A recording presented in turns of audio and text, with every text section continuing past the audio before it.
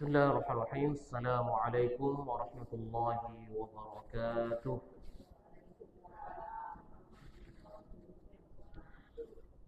Innal hamdalillah nahmaduhu wa nasta'inuhu wa nastaghfiruhu wa nastahdihi wa na'udzu billahi min shururi anfusina wa sayyiati a'malina.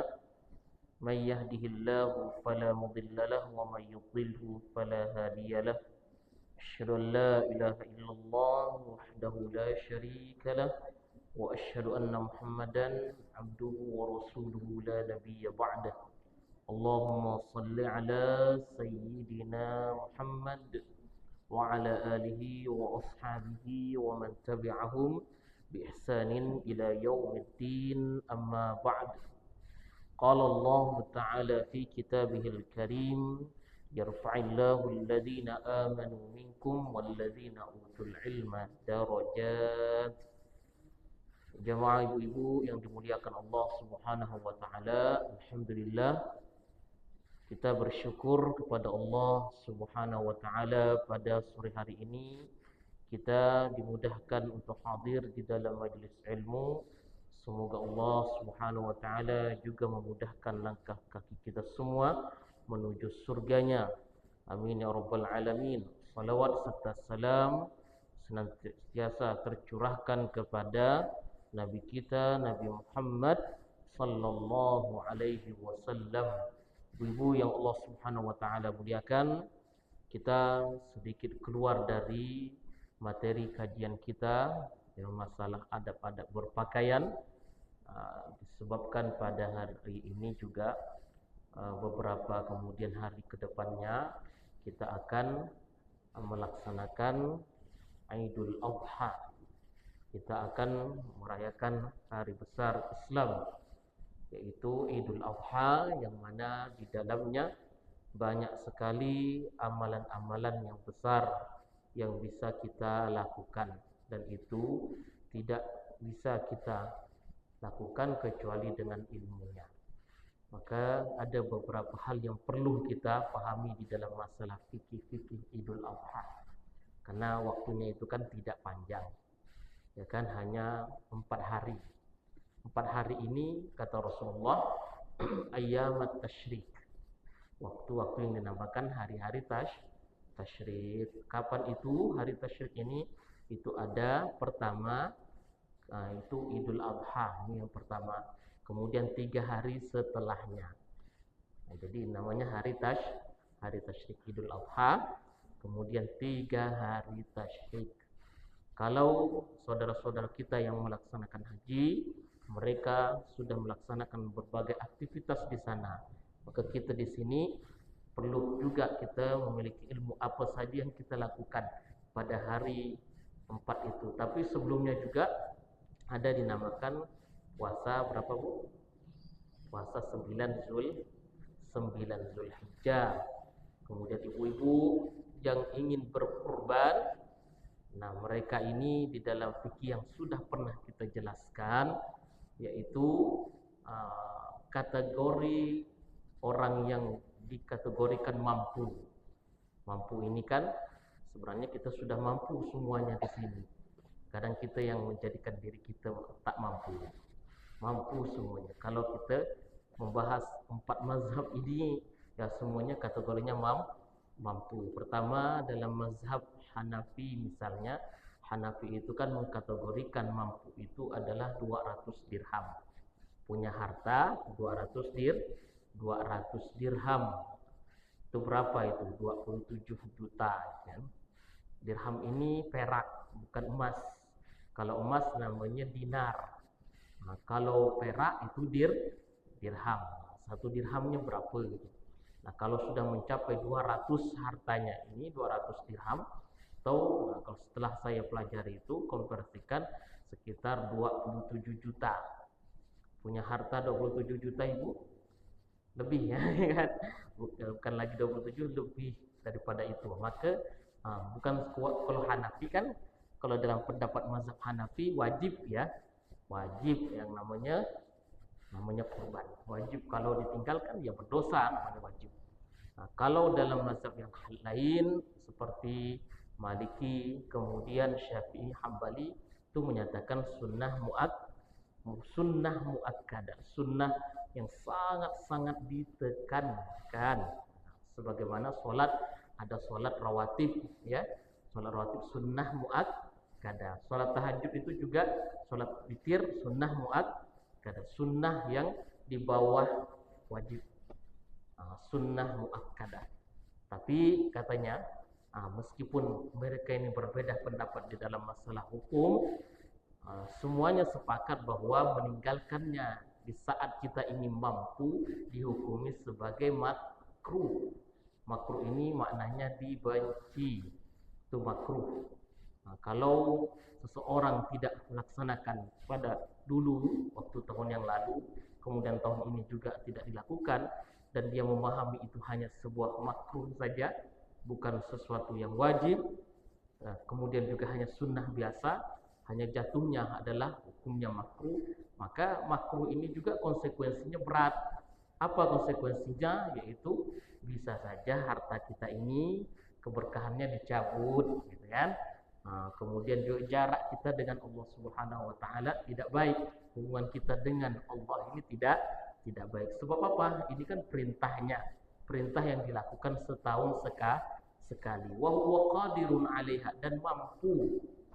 Mampu pada saat mampu ini, kata ulama, kalau dia ini berkurban dengan harga 33 juta atau 3.500.000, kemudian dalam mazhab mereka ini dia masih bisa dalam 1 bulan ini punya harta untuk dia gunakan, untuk dia makan dalam 1 bulan ini.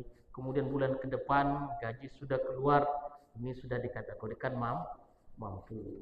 Kalau dalam mazhab Syafi'i itu lebih apalagi lebih ketat lagi. Mampu itu apa? Yaitu kalau dia ini sudah memiliki milkan zaidan, harta lebih, dan dia berkurban 1 ekor kambing dengan harga 2.500.000 contohnya. Nah, kemudian dia masih punya harta 4 hari. 4 hari dia ini punya harta, bisa dia makan sama keluarganya. Setelah 4 hari ini, wallahu alam, kan? Tidak tahu, pokoknya 4 hari, sisa 4 hari masih bisa. Itu dia katakan kategorinya orang ini mampu, gitu.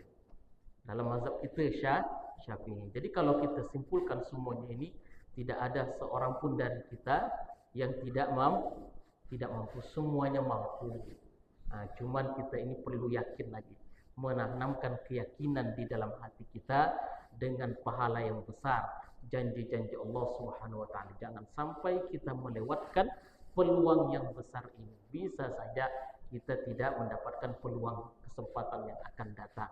Namun jemaah sekalian, kita perlu tahu kalau peluang ini sudah lewat, kita pun tidak bisa mendapatkan tahun depan, ajal sudah menjemput kita. Nanti di akhirat, apa yang kata Allah Subhanahu wa taala menggambarkan orang-orang yang merugi. Gambarannya apa? Kata Allah, mereka ini fa idza jaa ahaduhumul maut, kalau kematian sudah menjemputnya, kemudian mereka mengatakan qala rabbirji'un, oh Tuhanku, kembalikanlah saya. Kemana? Kembalikan saya ke dunia. Apa yang akan mereka lakukan? La'alli a'mal salihan fima taraktu. Saya akan melakukan amal-amal soleh yang pernah saya tinggalkan. Juga Allah mengatakan di dalam surat Al-Fajr, ya laitani qaddamtu li hayati, oh Tuhanku, seandainya dahulu waktu di dunia saya mempersembahkan amal-amal yang terbaik untuk hidupku sekarang ini. Jadi ibu-ibu yang dimuliakan Allah Subhanahu wa taala, itu kurban itu maknanya apa? Kurban taqarrub. Ada satu cerita, mungkin juga pernah saya sampaikan di kesempatan yang lainnya. Ini cerita di dalam kitab Majmu' Az-Zawaid. Bisa kita, karena saya itu ibu-ibu suka baca cerita. Suka dengarkan cerita dari para ustadz-ustadz itu.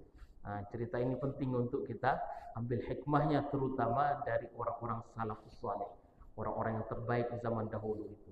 Di dalam kitab Majmu' Az-Zawaid, Hasan Al-Basri itu adalah tokoh tabi'in. tokoh setelah sahabat-sahabat Nabi. Pertama sahabat, kemudian setelahnya tabi'in. Nah, Hasan al-Basri ini ulama tabi'in, dikenal. Nah, dia menceritakan tentang Umar bin Khattab radhiyallahu anhu. Umar itu pada saat dia dilantik menjadi khalifah, Umar ini khalifah yang keberapa itu? Khalifah yang kedua. Nah, setelah yang pertama itu Abu Bakar, yang kedua itu namanya Umar bin Khattab radhiyallahu anhu. Setelah dia dilantik itu, banyak orang yang mengantri di depan pintunya Umar. Apa yang mereka ingin lakukan? Mengucapkan selamat kepada Amirul Mukminin. Amirul Mukminin ini gelar yang disematkan kepada Umar. Kalau yang pertama itu Abu Bakar namanya khalifah. Kalau yang kedua Amirul Mukminin. Kenapa ceritanya kok bisa berubah Amirul Mukminin? Amirul Mukminin itu artinya pesuruhnya orang-orang mukmin. Itu namanya Amir. Kalau khalifah ini kayak kata Umar ini terlalu besarlah nampaknya. Pengganti Khalifatul Rasulillah, ya kan, penggantinya Rasulullah, seolah-olah itu besar.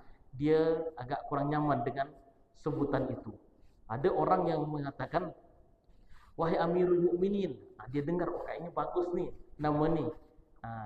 Dia manggil Khalifah Umar itu dengan Amirul, saya pakai. Kalian panggil saya dengan Amirul Mukminin saja. Maknanya apa? Pesuruhnya orang mukmin. Nah, di situ ketika mereka ini mengantri, mereka ini ada di kalangan bangsawan dahulunya, ada di kalangan hamba sahaya dahulunya. Di kalangan hamba sahaya itu siapa? Yaitu Bilal. Kemudian juga ada Bilal, kemudian Salman, kemudian juga ada Suhaib. Ya kan, 3 orang ini dan sahabat-sahabat yang lain. Mereka ini kan dulu di kalangan orang-orang yang di bawah, hamba sahaya. Kemudian masuk Islam, merdeka dia, dan Allah Subhanahu wa taala angkat derajat dia dengan keislaman mereka. Nah, kemudian juga ada yang mengantri itu seperti Abu Sufyan. Pernah dengar Abu Sufyan? Nama Abu Sufyan kan dikenal sekali. Dia itu menentang Rasulullah SAW ketika awal-awal dakwahnya Rasulullah. Beliau menentang dakwahnya Rasulullah. Juga ada namanya Suhail bin Amr. Itu juga dia penentang dakwah Rasulullah SAW. Mereka ini dulunya bangsawan. Mereka dulunya adalah pemimpin-pemimpin Quraisy. Jadi ketika Rasulullah berdakwah, mereka sangat tak suka dengan dakwahnya Nabi. Kemudian masuk Islamnya di akhir-akhir fase dakwahnya Rasulullah SAW. Ketika mau Fathu Mekah, itu baru mereka masuk Islam. Orang-orang berbondong masuk Islam, dia pun masuk Islam. Tapi yang tadi itu Bilal, kita kenal bagaimana cerita Bilal. Dia mempertahankan Islamnya, tauhidnya, disiksa, kemudian masuk Islam, kuat Islam itu. Bilal di awal-awal sudah termasuk orang-orang yang dinamakan as-sabiqunal awwalun, orang yang pertama masuk Islam. Nah, apa yang dilakukan oleh mereka ini? Mengantrilah depan pintunya Umar. Ketika Umar membuka pintunya, yang dipanggil yang pertama siapa? Orang yang di kalangan bawah itu, bukan bangsawan. Panggilnya, mana Bilal? Masuk Bilal. Mana Suhaib Rumi, mana Salman Al-Farisi. Masuk. Sisa 2 orang, 3 orang ini yang di kalangan bangsawan dahulunya tak dipanggil oleh Umar. Marahlah mereka nih kan. Umar memperlakukan, padahal Umar dengan Abu Sufyan ini kawan dekat sekali. Tapi yang memisahkan apa? Yang memisahkan dulunya itu dia bukan Muslim, Umar Muslim, lebih mendahulukan saudaranya sama Muslim. Maka di sini diakhirkannya Abu Sufyan, panggil yang pertama ini. Masuk Bilal, masuklah Salman. Nah, Abu Sufyan marah dia, kecewa dengan Amirul Mukminin Umar. Mengapa lebih dahulukan bekas-bekas hamba sahaya ini kita diakhirkan? Kata Suhail. Suhail ini sahabatnya juga, namanya Suhail bin Amr. Dia adalah orang yang paling cerdas di kalangan Quraisy ini. Kata Suhail, saya paham betul kalian ini kecewa dengan Amirul Mukminin. Kalian itu marah dengan Amirul Mukminin. Jangan marah kepada siapapun. Kalau kalian mau marah, in kuntum ghidhaban faghdhabu ala anfusikum. Kalau kalian marah, marahlah terhadap diri kalian masing-masing. Nah, kenapa? Du'iyal qaum wa du'itu. Mereka dahulunya didakwahkan Islam. Kalian juga Rasulullah SAW mendakwakan Islam kepada kalian. Rasulullah tawarkan Islam kepada kita semua. Bahkan mungkin kita lebih dahulu ditawarkan oleh Rasulullah. Sebab yang namanya Bilal, dia ini hamba sahaya. Kemudian golongannya bukan kabilah Quraisy, dia Habasyah. Kemudian Suhaib pun terakhir datangnya, dia dari Romawi. Salman juga begitu. Tapi ketika bertemu dengan Rasulullah, mereka masuk Islam. Kalian itu meskipun sehari-hari kalian bertemu dengan Nabi, sehari-hari kalian berjumpa dengannya, tapi kalian tidak beriman. Baru kalian beriman di akhir-akhir Islam ini. Fathu Mekah baru kalian terlambat masuk Islam. Nah, kalau kalian marah kepada Umar yang mendahulukan orang-orang seperti ini, maka dan kalian iri kepada mereka, maka saya khawatir nanti kalau di surga nanti yang lebih dahulu dipanggil mereka daripada kita, katanya. Ya kan?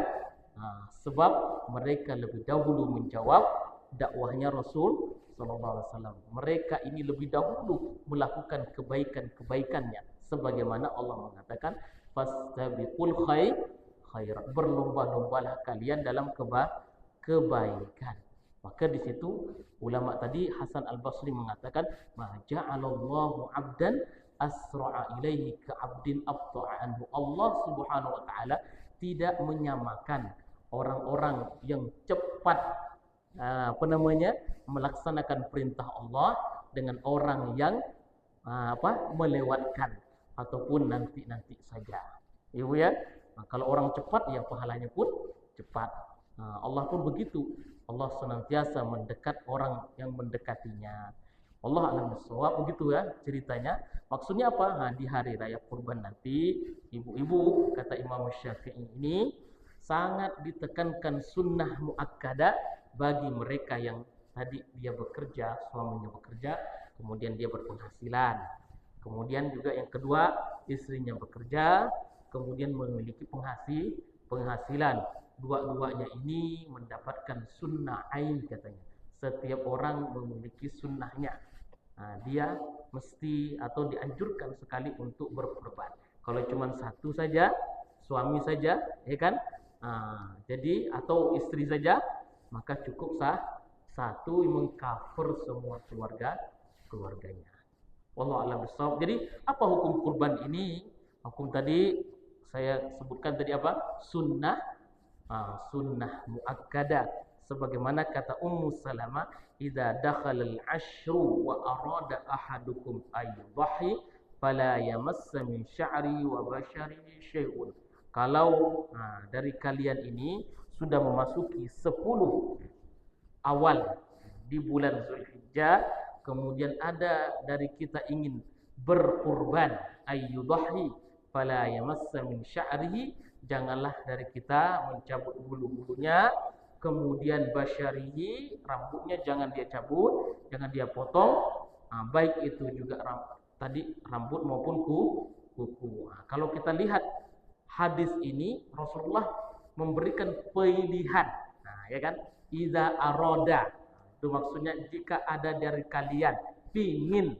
Kalau ada seperti itu kan pilihan dari Nabi, bukan suatu yang wajib kan Ibu ya. Siapa saja dari kita pingin berkurban, maka tadi syaratnya apa? Baiknya itu ketika awal Zulhijjah, di Zulhijjah pertama, tanggal pertama, jangan dia memotong kukunya, kemudian bulu-bulunya, kemudian rambutnya. Adapun syarat berkurban, dia seorang muslim, kemudian dia ini memiliki kecukupan. Tadi sudah kita paparkan kemampuan orang itu seperti apa. Kemudian juga dia telah baligh, dewasa dan berakal. Ketentuannya apa? Ketentuannya itu adalah kurban kambing. Seekor kambing hanya untuk kurban satu orang dan boleh pahalanya diniatkan untuk seluruh anggota keluarga. Meskipun jumlahnya banyak, bahkan bisa termasuk yang sudah meninggal dunia.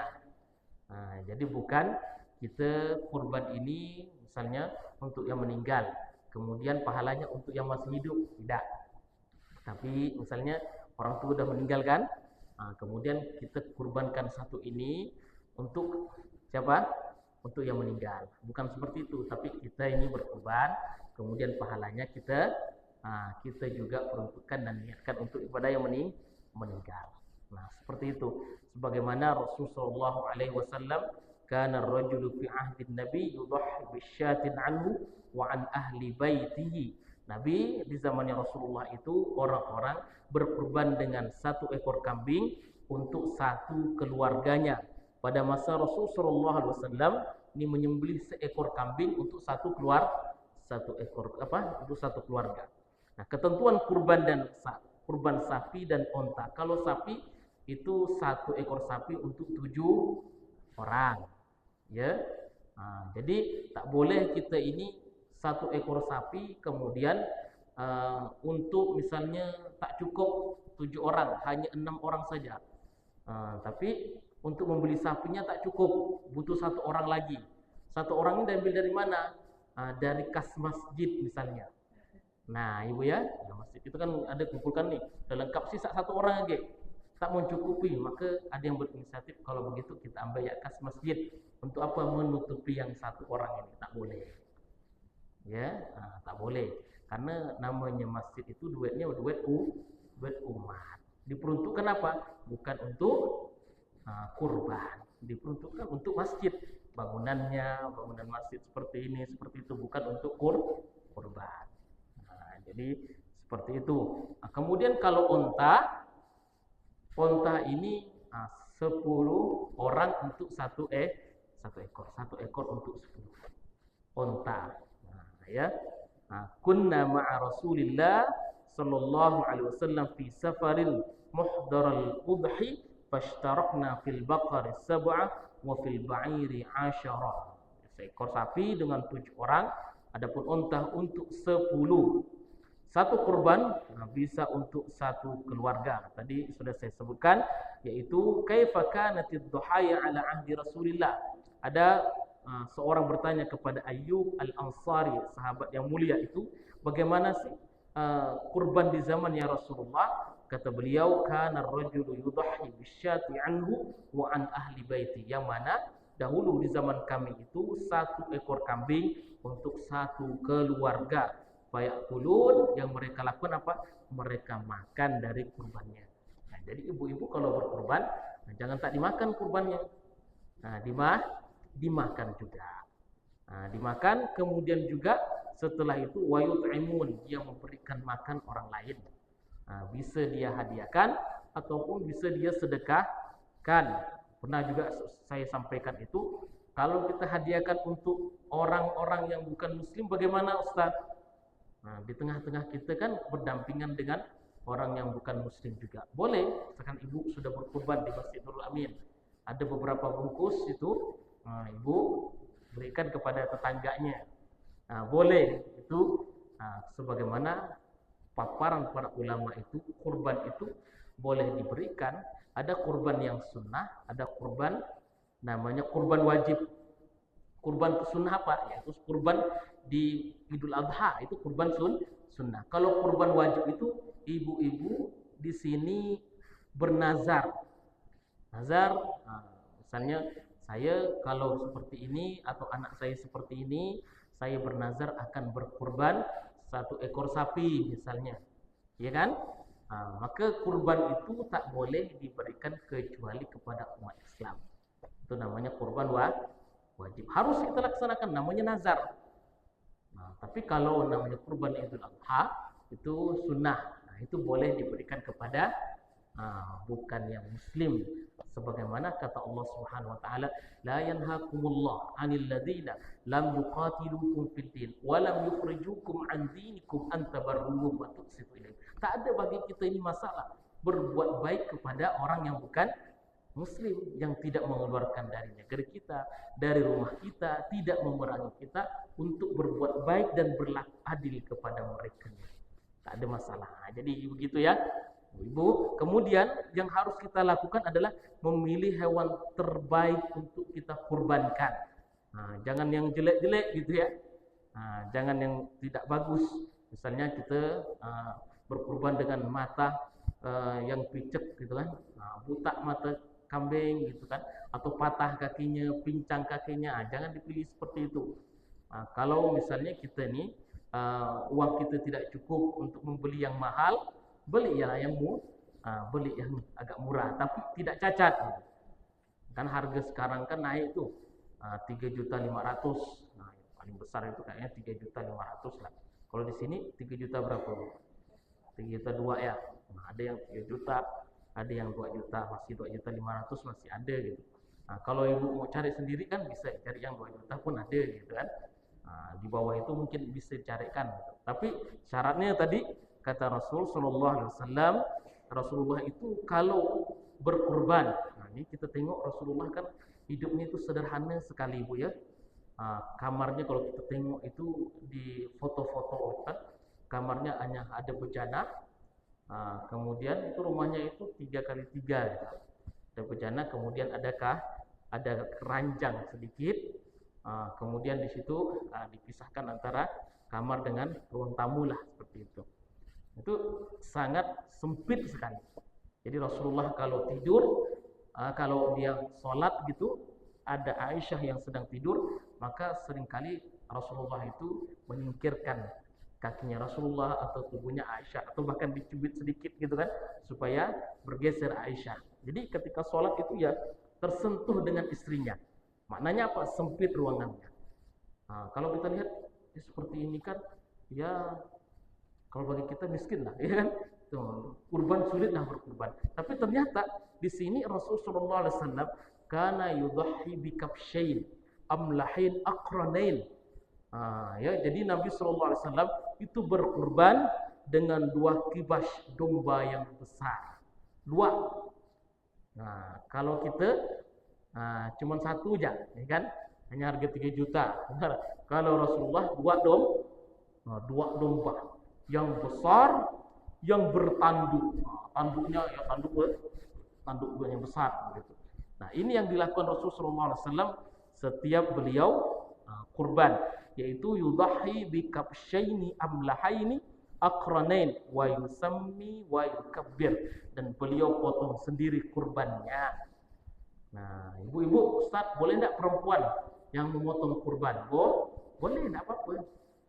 Nah, tidak ada ketentuannya laki-laki maupun perempuan. Boleh kalau ibu-ibu berani. Ya, enggak berani kan. Tapi baiknya memang kita ini menyaksikan kurban kita. Ibu-ibu berkurban, menitipkan kurbannya di masjid. Hadirlah untuk menyaksikannya.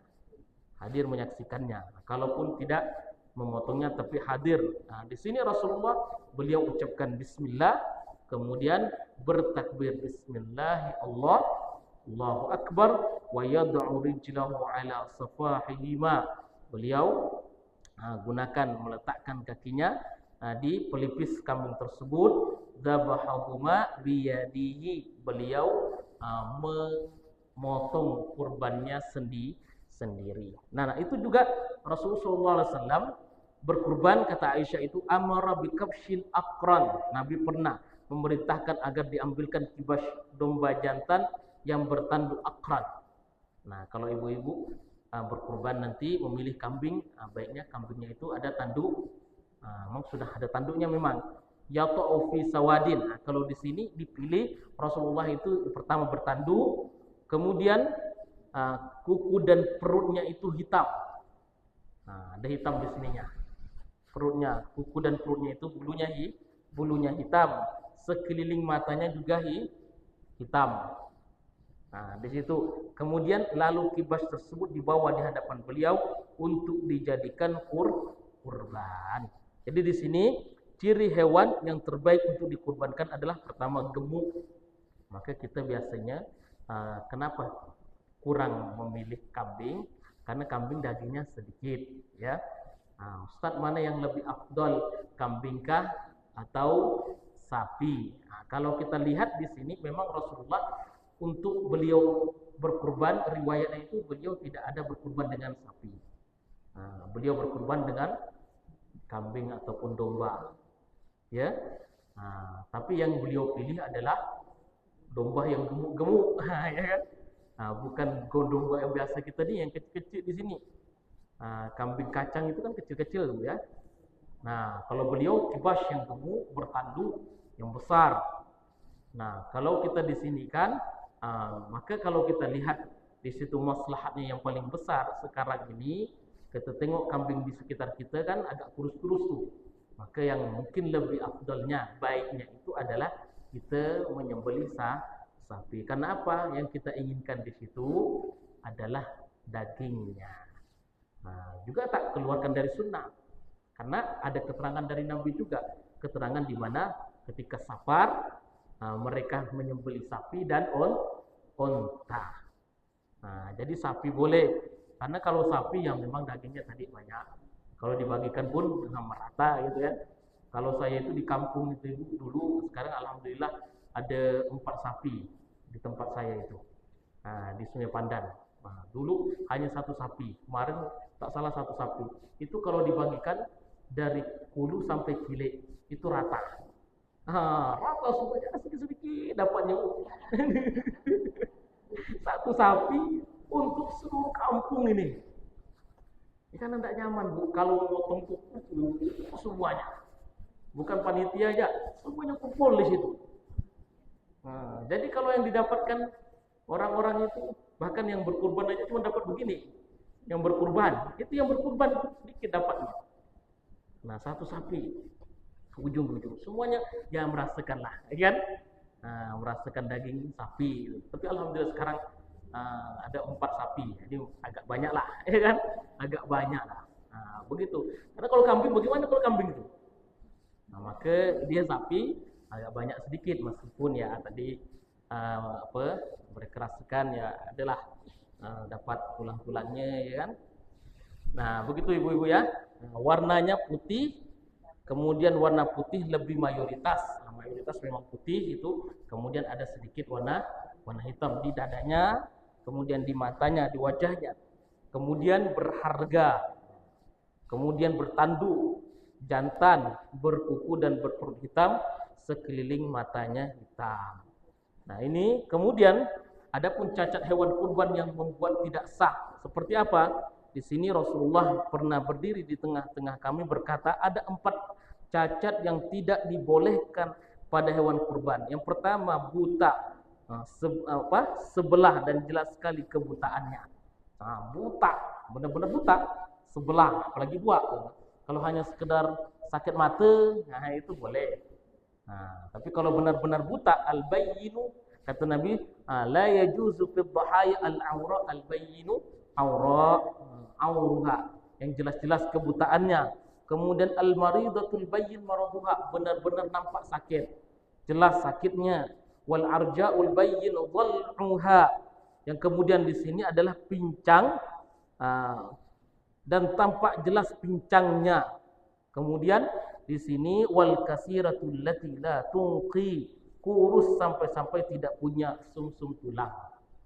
Nah, ini benar-benar memang sih niatnya bagus mau berkurban, tapi di situ ada ketentuan-ketentuan yang mesti kita juga perhatikan. Hewan kurban yang makruh seperti apa? Di sini Rasulullah SAW yang makruh di situ, agar jangan sampai kita ini harus juga memperhatikan mata dan telinga hewan, agar jangan sampai yang jadi hewan kurban adalah yang buta sebelah. Jangan sampai jadi hewan kurban adalah muqabalah, yaitu terpotong telinganya dari depan, atau mudabarah, yang terpotong telinganya dari belakang. Nah, ini yang makruh untuk dikurbankan. Waktu penyembelihan kurban dari awal penyembelihan itu adalah setelah salat Idul Adha. Nah, setelah salat itu sudah mulai untuk berkurban. Bagaimana kalau berkurban di malam hari? Boleh enggak malamnya berkurban? Motong hewan di malam hari boleh. Nah, malam boleh, siang boleh. Kullu ayyamit tasyrik dzabah, kata Nabi. Seluruh hari-hari tasyrik itu adalah hari untuk memotong, siang maupun malamnya. Cuman kalau siang ini kan lebih nampak, lebih hati-hati kita. Nah, jangan sampai tak putus uratnya itu kan. Nah, ini kalau siang. Nah, dahulu seperti sekarang ini kan nampak sekali lampu kan udah ada gitu. Nah, boleh malam, boleh siang. Jadi 4 hari itu adalah masa-masa pemotongan. Nah, ini sudah juga disebutkan syarat penyembelihan hewan. Ini syarat yang akan disembelih yaitu hewan tersebut masih dalam keadaan hidup ketika penyembelihan, bukan dalam keadaan bangkai yang sudah mati. Orang yang menyembelih adalah berakal, yang menyembelih adalah seorang muslim.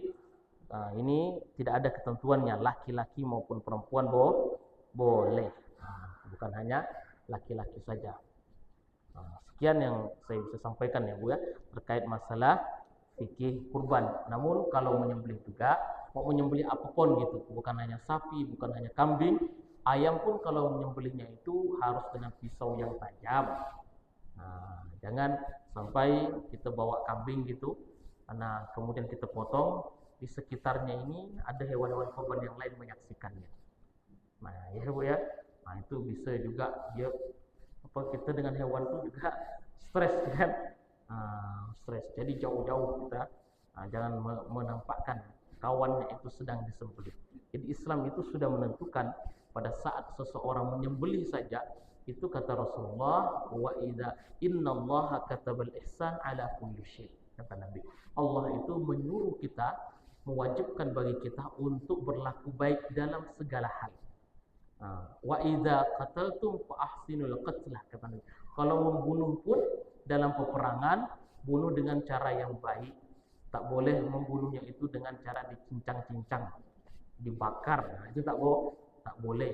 Tapi kalau membunuh, sekali bunuh langsung mati. Nah, gitu ya.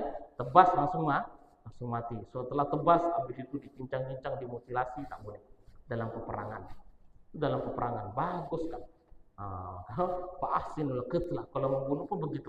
Kalau wa idza dzabhtum fa ahsinuz dzabha, kata Nabi. Kalau memotong hewan pun baguskan dalam pemotongannya. Dengan cara apa? Fal yurih dzabihatahu, kata Nabi, yaitu pertama alatnya harus ditajamkan setajam-tajamnya. Sekali begitu langsung selesai. Jangan ya kan? Keluar masuk nyawa itu kan. Nah, ya sekali tarik langsung selesai. Kemudian agar apa? Agar hewan ini roh selesai, gitu ya. Tidak sampai dia ini kesakitan pada saat dipotong. Nah, itu ya ibu-ibu ya. Syaratnya adalah alatnya harus baik.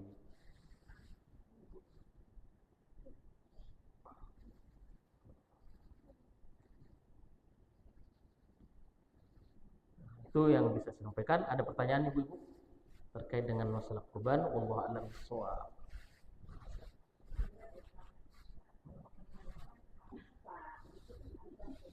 Iya.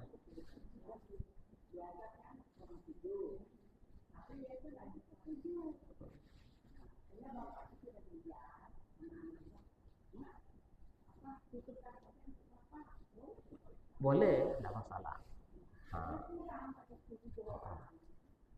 Tidak masalah untuk orang tua, tidak masalah. Iya, tidak ada masalah. Jadi nanti itu pahalanya untuk pahala kurbannya itu juga itu untuk satu keluarga tetap dapat. Juga pahala itu dihadiahkan untuk orang yang sudah meninggal. Dagingnya iya. Boleh. Begitu mau dibagikan ke siapa lagi kan?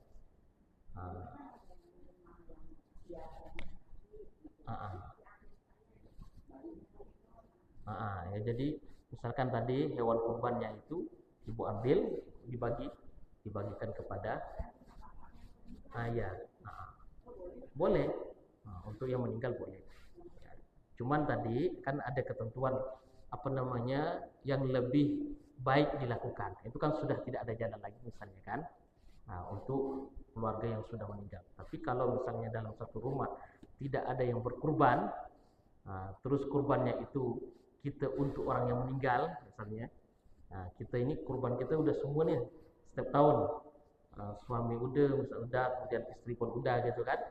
Habis itu bagaimana kalau kita kurban untuk yang meninggal ini, itu untuk yang meninggal. Jangan seperti itu, tapi yang hidup dulu.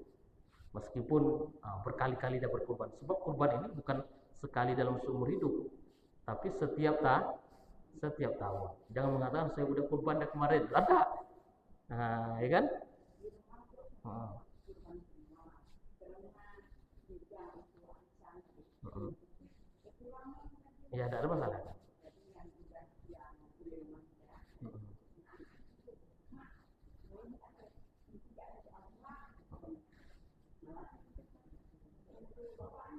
Boleh, boleh. Boleh, tidak ada masalah. Hmm. Pahalanya nyampai. Pahalanya tetap nyampe ke orang yang sudah wafat. Betul.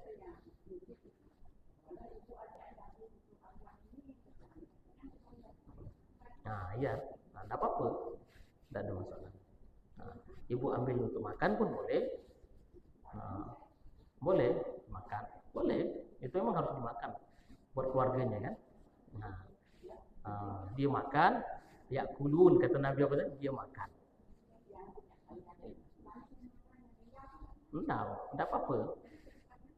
Oh, disedekah. Nah, ya.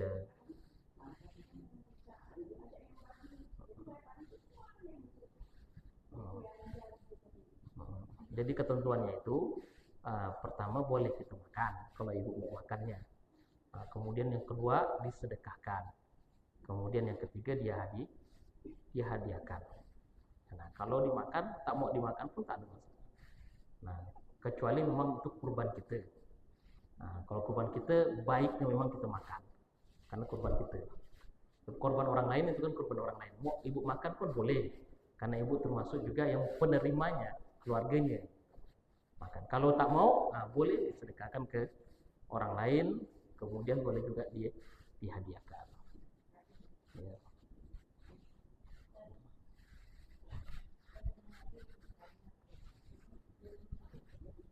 Sapi, okay.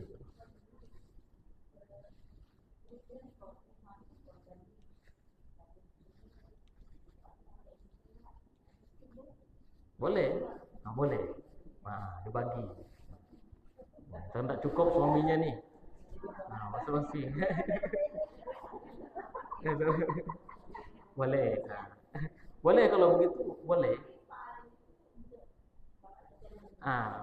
Pahalanya untuk yang berkurban, yang kurban inti. Nah, yang ingin berkurban, cuman dia ini tak cukup.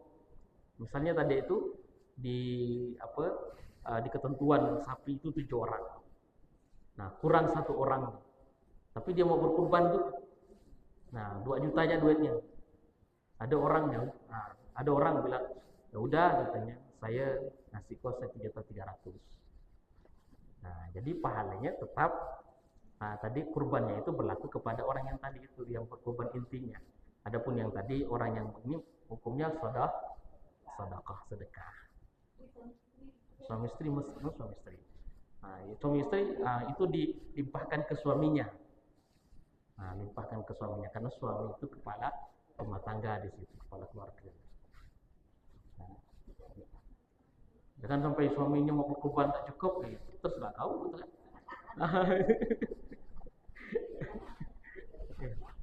Hah? Gimana bu? Ya, nazar.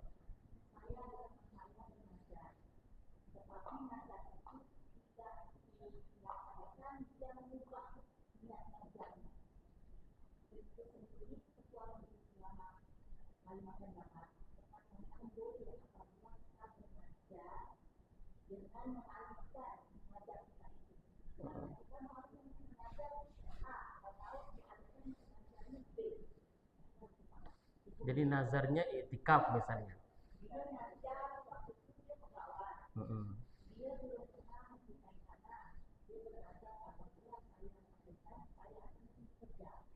Berarti berhenti kerja.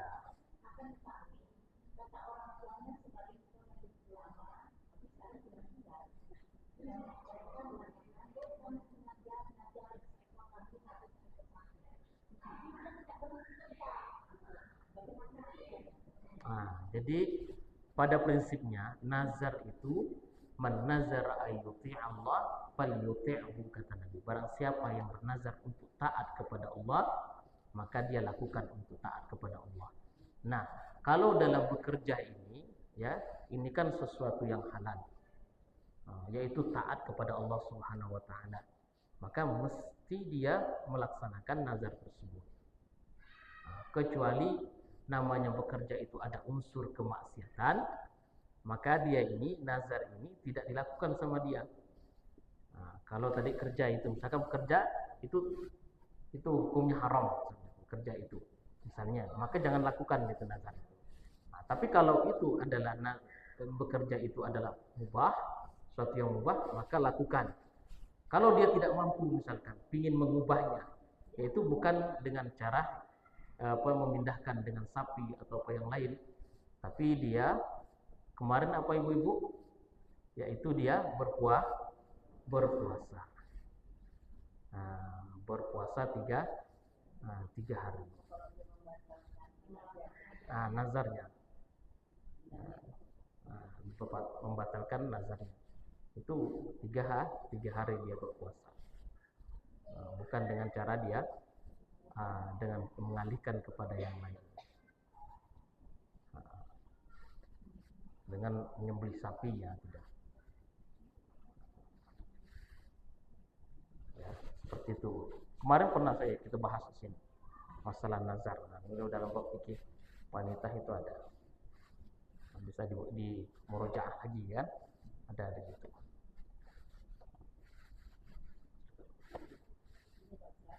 Ini pernah terjadi di tempat tadi. Dikatakan dia mampu. Dia pernah berkorban katanya, dia pernah korban, tapi dia belum waktu dia prestasi. Tapi dia berkorban sebelum sholat. Belum. Tapi dia membagikan kita sebelum ditampung. Katanya ini korban saya dia bilang. Sebelum sholat Idul Adha. Tidak, bukan korban. Tak sah korbannya. Itu sedekah biasa. Sebelum sholat. Itu bukan korban. Tak sah korbannya. Korban tak sah. Tak sah, bukan korban, tapi sedekah biasa. Meskipun dia niat korban tak isi. Jadi sedekah. Korban itu sudah ditentukan. Idul Adha setelah sholat, kemudian 3 hari setelah. Itu tak sah. Seandainya ada perempuan yang menyembelih sapi ataupun kambing, korban untuk korban, katanya kalau perempuan yang menyembelih tidak boleh makan, kenapa Ustaz? Enggak. Boleh makan siapa? Enggak ada. Tadi kan sudah ditentukan. Tidak ada ketentuan dia ini muslim laki-laki yang mesti memotong, tidak. Mau perempuan, mau laki-laki boleh memotongnya. Tidak ada. Yang penting dia syaratnya muslim. Dia muslim, tak dibedakan. Kalau perempuan mampu memotong, silakan. Laki-laki boleh makannya. Siapa yang bilang laki-laki tak boleh makan? Tak ada. Laki-laki boleh makannya. Itu tak ada hukum fikihnya seperti itu. Dulu aja gitu kan. Motong ayam pun gitu. Tak ada ketentuan harus.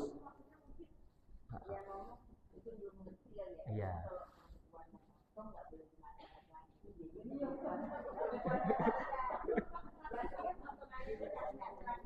Ada laki-laki. Karena memang jamaknya itu memang laki-laki yang memotong, gitu kan, yang berani, gitu kan. Akhirnya mungkin pemahaman itu, karena banyaknya dulu turun laki-laki, ya perempuan tak ada yang memotong, sehingga dibuatlah satu kesimpulan hukum kalau perempuan yang memotong, laki-laki tak bisa makan. Tapi tak ada dalilnya yang menyatakan seperti itu. Kalau perempuan yang memotong, laki-laki haram untuk makan. Kecuali tadi yang tadi pun kalau laki-laki pun kalau motong tak sesuai dengan syariat, tak baca bismillah misalnya, ya jelas itu tak boleh dimakan. Ataupun hewan tersebut matinya itu pada saat dia potong itu bergerak-gerak, ayam lah, banyak kan udah dipotong kan biasa berdiri kayak kalau ayam kampung kan udah potong tuh berdiri dia jalan sering kali ibu tuh kan. Masuk pada udah potong tadi kurang-kurang di sini ini udah ada. Oh jalan lari, habis itu jatuhnya di mana? Jatuhnya di paret, mati di paret. Itu tak boleh kita makan. Karena matinya bukan karena disembelih. Apa? Tak boleh sekali ya? Tak boleh sekali aja. Tak boleh. Jadi ayam itu ya kita ini kan apa namanya kita jaga jangan sampai dia jatuh ke paret. Dia pasti mati itu. Apa gitu? Sampai mati ditunggu, sampai mati. Boleh sampai mati. Ditunggu sampai mati. Baru dimakan. Ya, tak boleh diulangi. Tidak usah diulang. Tidak boleh diulang. Cukup sampai mati. Ya. Jadi kalau dia jatuh seperti itu di paret, matinya itu karena air, maka statusnya bangkai. Ya. Jadi itu.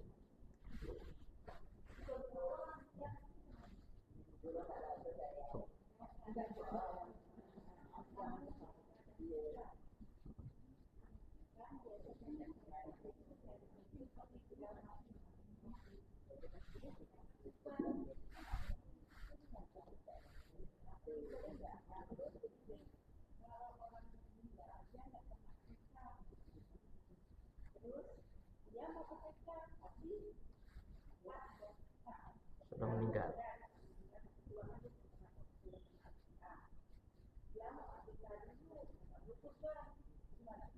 Ya, jadi kurban dengan akikah itu ibadah terpisah, beda. Kalau akikah itu disembelih pada saat bayi itu berumur 7 hari. Yudbah yauma sabi', di 7 hari itu disembelihkan, diakikahkan. Siapa yang mengakikahkannya? Bukan dia, tapi orang tuanya. Itu tanggung jawab orang tua. Itu dilakukan pada saat di umur 7 hari, kemudian di umur berapa 16 hari, atau kalau tak mampu 24 hari, atau begitu kata para ulama. Tapi intinya pada 7 hari.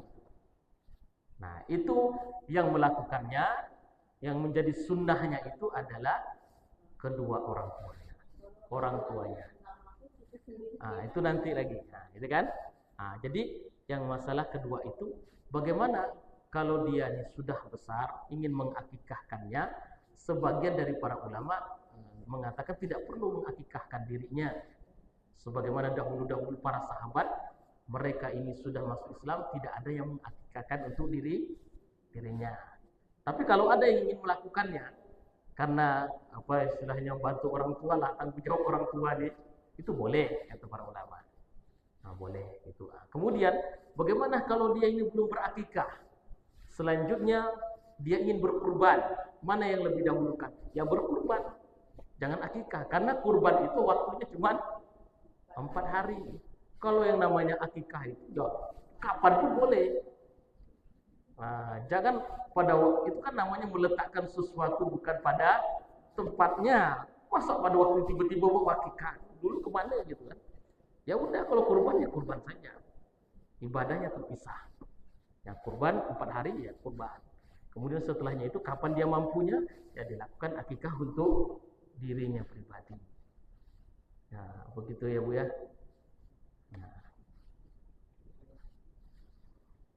Satu lagi.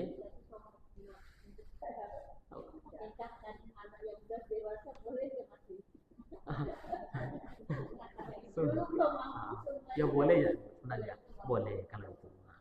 Sebenarnya boleh saja gitu ya Bu ya.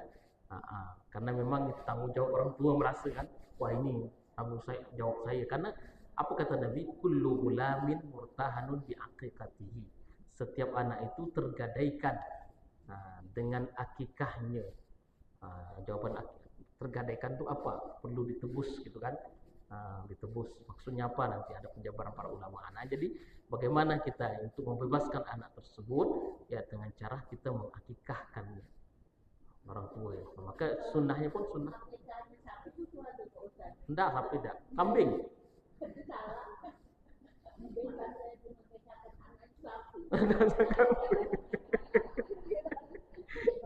Kambing. Kambing. Kambing 2 kalau laki-laki ya kan. Kalau perempuan 1. Itu. Laki-laki 2. Tapi ada dalam mazhab Hanafi, Abu Hanifah itu laki-laki 1 cukup katanya. Ya kan? Cukup 1. Karena mungkin ya makanya gitu perlu kita istilahnya memandang mazhab yang lain untuk melonggarkan. Kalau orang tak mampu bagaimana 2? Kita cari yang mazhab yang mengatakan boleh 1 gitu kan. Boleh 1. Kalau kita tak mampu. Gitu kan? Kalau kita mampu ya 2.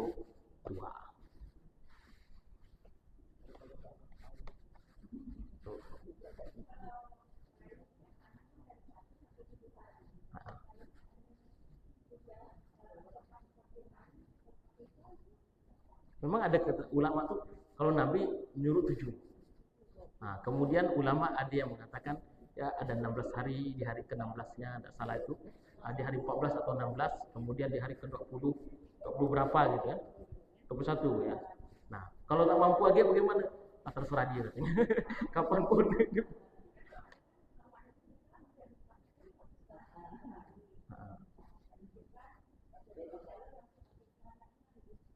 Bagusnya 7. Kita ikut Nabi. Bukan saya baru kemarin itu kan pulang kampung itu. Nah, jadi saya ada acara di sana itu, di kampung itu acara akikahan. Terus saya nanya, ada kambingnya enggak? Tidak ada. Tapi katanya ini tasyakuran ya. Tapi yang diundang tuh ramai. Itu makanya kalau dia beli kambing sudah mencukupi tadi itu kan. Tapi yang sunnah tak dilakukannya, masalah itu tasyakuran pelaknya. Seharusnya kan ibu-ibu ya itulah masyarakat kita ada istilah naik tojang. Naik tojang dilakukan, mana kambingnya katanya, tak ada kambing. Tapi undangan banyak, pengeluaran banyak. Sunnah Nabi dia ditinggalkan.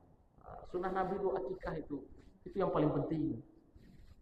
Jangan tasyakurannya itu sunnah Nabi akikah itu. Kemarin tuh, ini masyarakat tak paham kan? Gitu.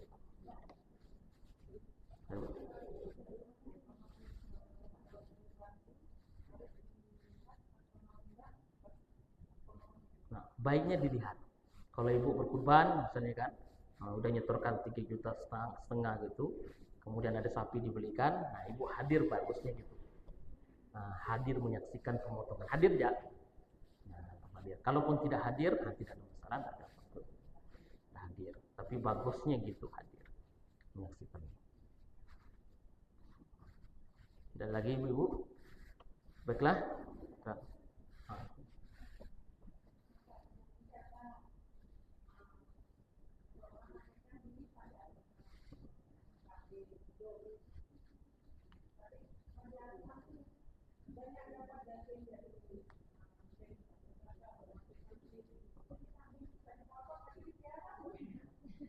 Itu khusus hewan kurban. Jadi kita nyerahkan kurban ini ke panti asuhan. Cuman tak disembelihnya karena banyak daging.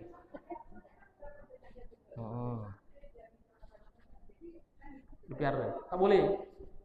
Itu tak terlaksana kurbannya jadi kurban kita. Inti kurban itu sebenarnya ibu-ibu bukan pada dagingnya. Itu kesekian kalinya. Intinya itu adalah pada pemotongannya. Nah, itu intinya.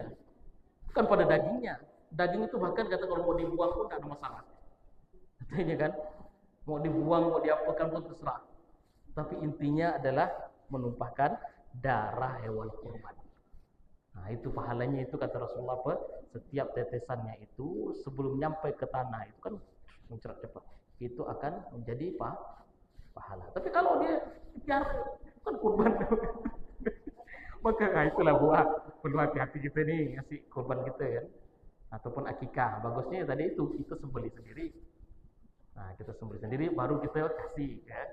Nah, itu memang kita tadi itu kan butuh disaksikan. Takut dia salah gunakan biar berkembang biak gitu. Begitu kita nanya mana kurban, udah ini udah beranak pinak dari korban ibu tadi. Ya, harus itu. Itu intinya ada pada pemotongannya, bukan pada daging-dagingnya itu. Wallahu a'lam bishawab. Sekian ibu-ibu yang bisa saya sampaikan, mudah-mudahan ini menjadi ilmu yang bermanfaat bagi kita. Wallahu a'lam bishawab. Kita tutup pengajian kita dengan doa kafaratul majlis. Subhanakallahumma wa bihamdika nasyhadu an la ilaha illa anta nastaghfiruka wa natubu ilaik. Assalamualaikum warahmatullahi wabarakatuh.